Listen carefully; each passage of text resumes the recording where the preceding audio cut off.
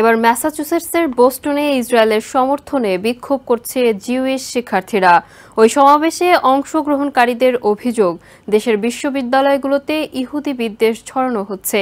বিভিন্ন ক্যাম্পাসে জুইশ শিক্ষার্থীরা নানাভাবে হয়রানির শিকার হচ্ছে বলেও অভিযোগ করেন তারা। এমনকি অনেকে ক্যাম্পাস ছাড়তেও বাধ্য হচ্ছেন। দেশের জুইশ শিক্ষার্থীদের নিরাপত্তার দাবি জানিয়েছেন আয়োজকরা।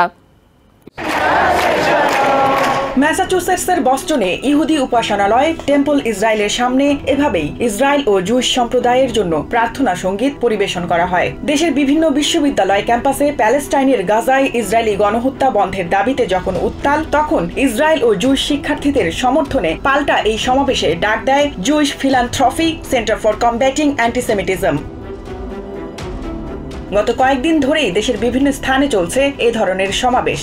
বস্টনের এই সমাবেশ মঞ্চের ব্যাকড্রপে লেখা stand up for the Jewish. বক্তাদের অভিযোগ, প্যালেস্টাইনের পক্ষ নিতে গিয়ে বিক্ষোভকারীরা যে ভাষায় ইহুদিদের বিরোধিতা করছে তাতে জুইশ শিক্ষার্থীরা নানাভাবে হয়রানি ও বিদ্বেষের শিকার হচ্ছেন। বস্টনের ৩০০-রও বেশি কলেজ থেকে ১,০০০-এর বেশি শিক্ষার্থী ও শিক্ষক জড়ো হন এই সমাবেশে। প্যালেস্টাইনের সমর্থনে অনুষ্ঠিত বিক্ষোভের ফলে জুইশ শিক্ষার্থীরা গত কয়েক মাস ধরে ক্যাম্পাসগুলোতে হয়রানির শিকার হচ্ছেন বলে দাবি করেন অনেকেই।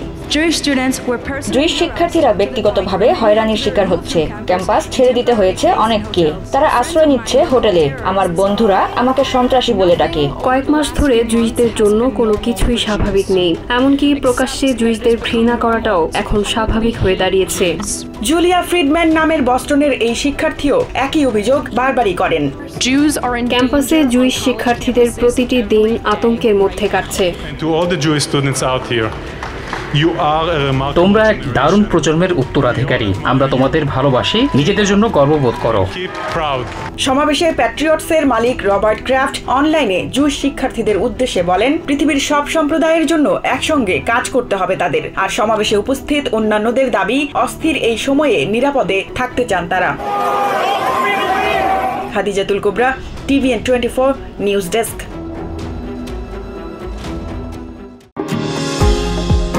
নিউ ইয়র্ক থেকে সম্প্রচারিত TVN24 টেলিভিশন বিশ্বজুড়ে বাঙালির কণ্ঠস্বর।